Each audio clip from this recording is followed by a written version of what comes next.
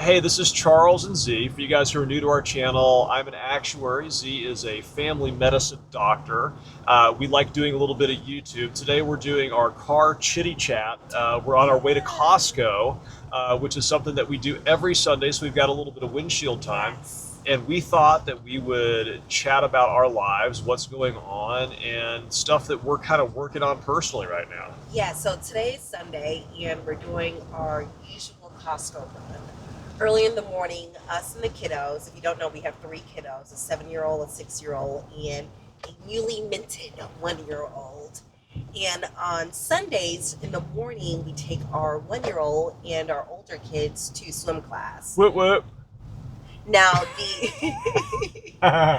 the our two older children know how to swim already, but it's our younger one that we're trying to get accustomed to the water and kind of learn survival skills. So we did that in the morning, and now we're headed to Costco, and we've had quite an eventful weekend, I would say. Go ahead. Yeah, our little guy turned one. His birthday was on Friday, but we had a little family get together thingy on Saturday. Yesterday, yeah. Z's mom came in for the day, which was fun. She hadn't You don't seen get to him. see her often. She Yeah. lives about maybe 6 hours away, so Yeah. it was kind of nice for her to see our little man. She hasn't seen him since he was maybe 2 weeks, 3 Yeah. weeks old, so that was kind of nice. We had about 10 people Ish. over or so, something small, but it was just fun. We had a little smash cake. I wasn't really interested in that. I'll put some pictures up. Yes. So that was the majority of our weekend. And we were talking about it earlier this morning about moving. Now, that has been something that's really been heavy on our mind for the past few months. Now, the area that we live in has a lot of positive points. It has a good school system, which we love. Charles is pretty much from this area, but there's some things that I think we need to change. One for me is I want an area that's a little bit more diverse. I like learning about cultures. I want our children to learn about different cultures and people from different backgrounds. Two, I think we need a little bit of a larger home. While the home that we're in is great, with the addition of a third child and we have caretakers that live with us, it would be nice to have a larger space where we can accommodate guests, and just a little bit more space for us to grow as a family. What are your thoughts? And then I'll continue. I'm bored. I've lived here my whole life. I'm 43 years old. I've lived in this place since I was 1 year old, so that's almost 42 years ish. I want to get out of it. I like photography. I want to see new areas. I want to explore new areas. Those are all selfish reasons to want to move. But yes, and I agree with the things that Z is saying too. That we want to get to an area that's a little bit more diverse. Yeah. Our baby is a little mixy baby. He's the cutest little thing in the world. I'm going to show you pictures and stuff. He is great unbiased. Yeah, but so we want to get to a place, where there's more mixed race couples, where there's more culture, where you see more people of different walks of life interacting. Some places here, one of our other videos, we took our kids down to a Riverside Arts Market. That's kind of in the older area of town, historical buildings. Where the area that's a little bit more hippy dippy, and we had a really great time down there, seeing everybody interacting. The kids had a really good time playing down there, and it's just something that we don't get a lot of. We're kind of in suburbia. It's very homogenous. And people kind of keep to themselves, or they do little play dates with like the people that they've met on Facebook, who are kind of like similar to them, and it's like there's not a lot of public parks. Sometimes we take the kids to visit the city where Z did her residency, her medical residency, and over there it's a big college town, and there's lots of public parks, there's lots of kids, all sorts of diversity. Everybody plays together, they have a good time, and we just don't get that in kind of this suburban area where we are. So I would say I'm sorry. I'm just like going on. Tell, explain more. So all of what Charles said, but we're kind of there's some hiccups though with that. If we could just move, that would be great. But of course, we have to take into consideration job opportunities, and that's primarily for me. Charles works remotely, but I work in an office.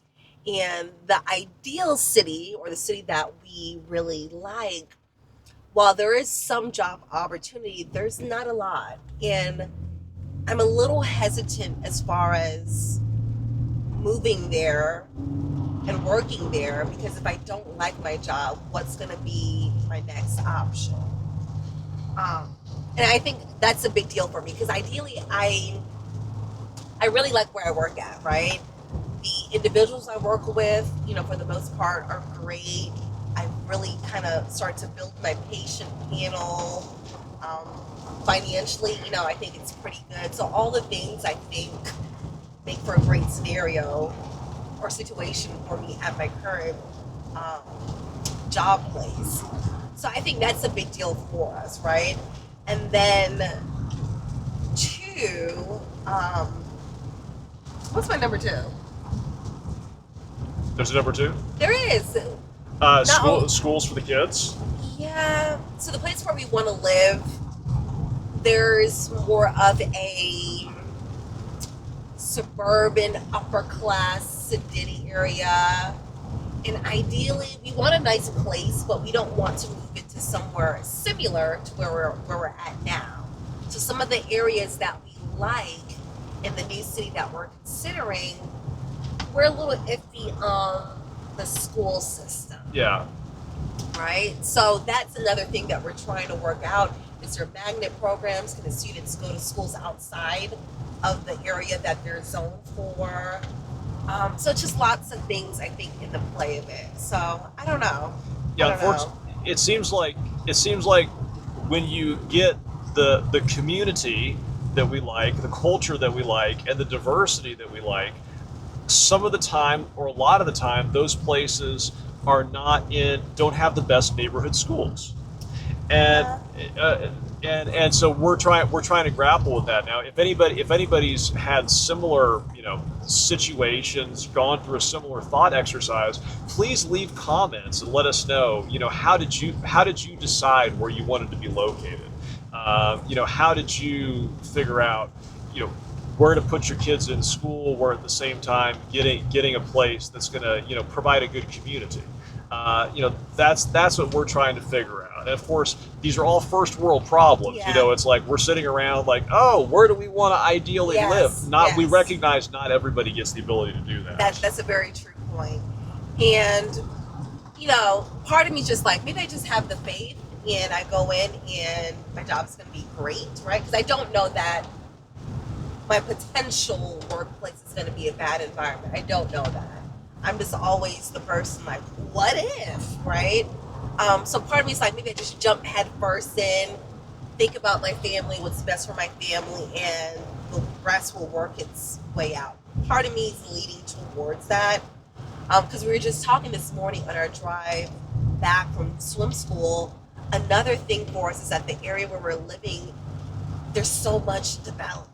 Right? Something that I thought was beautiful about this area was the trees. It's a little bit more rural than my hometown, right? And now every way that you look, at every corner, there's a new development, right? So they're chopping down trees. We're seeing more animals being displaced, from, their natural habitat. It's just changing so much. So I don't know, we're kind of at a standstill in regards to that. And I keep on asking Charles, should we just go and lead by faith that it's going to work itself out? Or do we stay, like move to a place where we can have a bigger property, but stay in this area so that I can keep my job and we can stay within a good school district? I don't know if there's any right answer. The way that I approach things, when I come to a point of indecision, I stop and I wait for I'm a little bit of a faith-based person. I always stop and wait for God to kind of show me the next step, and so I feel like we're kind of at that point of indecision where it's like if we decide to do something, we're going to be doing something just to do something because we don't like sitting here not doing anything, and I don't feel like we've come to a place where it's like, that's the path, right? I agree, and I'm a faith person too, but I'm like, we are not that I'm not, it's not, I'm waiting on that too, but I'm also like, we're approaching summertime, and ideally for me, I wanted to move next year. Yeah. And with my particular job, you have to give a 4-month notice of leave. So that means about a year out, you have to start looking for a job or signing a contract for your next job. It's not, something I can do I don't even think within a 6-month time frame. I have to give myself some time to, find a job, give my job that I'm in currently now notice, time for us to look for a home. All of those things I think play a role into it. Well, and also to underscore the need to make a decision a little bit soon is that our oldest is 7. He's in second grade, and we want to get the kids to a place where we're going to be long term, ideally before they get to middle school, because we feel like right now the friends, they'll have like some friends this year, different friends next year, stuff like that. Yeah. But when they get into middle school, they're going to start making the friends that are going to be the friends that they have, until the end of high school, hopefully. And so we don't want to be in a position where we're displacing our kids at a later point when they've established relationships. And piggybacking on that point, our younger one, I think I want to move somewhere. I would like to move before he enters elementary school also. He's still pretty young. He just turned 1, so I know there's some time there. But, I would like to get established within a community too also where, as he approaches elementary school, we start knowing people within our community. We can do play dates, things like that I would like to occur before he hits elementary school. And I also think too, and my mom coming this past weekend made me think of it. My family's getting older, I would like to have the space to entertain them or have them over. My mom came over and she took our youngest one's room and he slept with us. And it was fine. Listen, like I said, first world problem, she was okay. But I would like to have the space where, aunts and grandma or brother and sister, nephews can kind of come down and spend time with us and not feel, out of place, so to speak. So, I don't know. That's a kind of dilemma that we've been dealing with. Yes, first world problems. But you also want to make the right decisions, I think, for your children. So, it's all the things. And like I mentioned before, please, if anybody's gone through this similar mental exercise, leave comments and let us know how you solved your dilemma. Yeah, we're open to it. Yeah. We're, walking by faith and hoping the universe gives us some feedback. But yes, we are open to advice, suggestions, all the things. But on that note, our little one is sleeping in the background. It's raining. We will talk to you guys later. Thanks for listening to our Chitty Chat. Don't forget to like and subscribe. Down below.